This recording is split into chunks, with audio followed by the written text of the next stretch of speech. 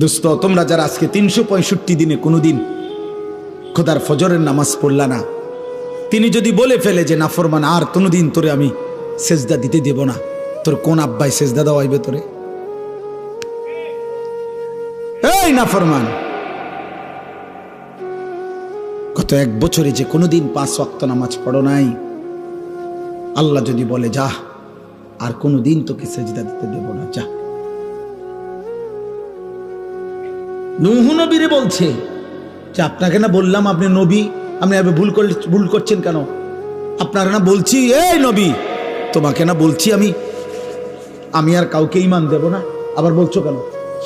কোরআনুল কারীমের মধ্যে আছে বাপ, নূহ নবীর মতো নবী 950 বছর যে আল্লাহর দিকে ডাকছে মানুষকে, সেই নবী এবার আবার হাত তুলে বলছে আল্লাহ আমার ভুল হয়ে গেছে, আমি বিষয়টা বুঝি নাই, আমি সন্তানের অস্থিরতায়, আল্লাহ আমি আপনার ফয়সালার কথা আমার মনে নাই, আমার সন্তান জাহান্নামী হবে, এটা আমারে পাগল বানায় ফেলছে, এটা আমারে অস্থির বানায় ফেলছে, আমারে ভুলায় দিছে আপনার কথা, আপনি আমারে মাফ করে দেন। ওয়া ইল্লা তাগফিরলি ওয়া তারহামনি আকুম মিনাল খাসিরিন। আয় করিম, আপনি যদি আমারে মাফ না করেন, দয়া না করেন, আমি নবী হয়েও ক্ষতিগ্রস্তদের অন্তর্ভুক্ত হয়ে যাব। চলো আব্বা, আমি শুধু একজন বক্তা, ওয়াজ করতে আসছি, এই জন্য মনে করাইতে আসছি, ভোট চাইতে আসি নাই, ভোট চাইতে না, আখিরাত মনে করাইতে আসছি। এই 3টা উদাহরণ দিলাম।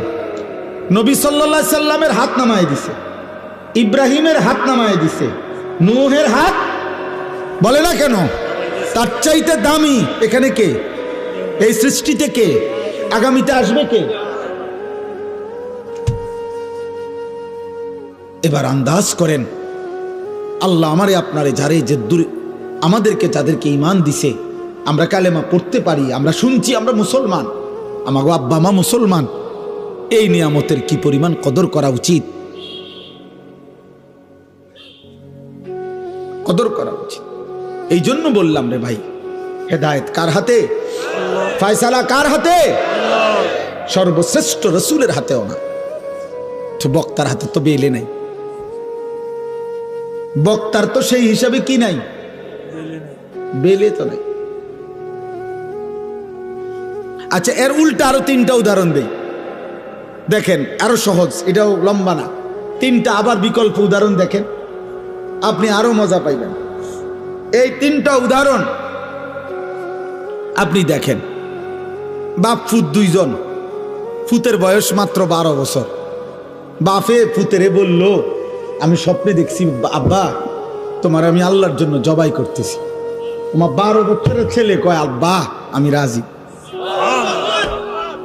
এত অল্প বয়সে রবের জন্য জীবন দিতে হবে, এই বুঝেই ফোলা বুঝলো কেমন?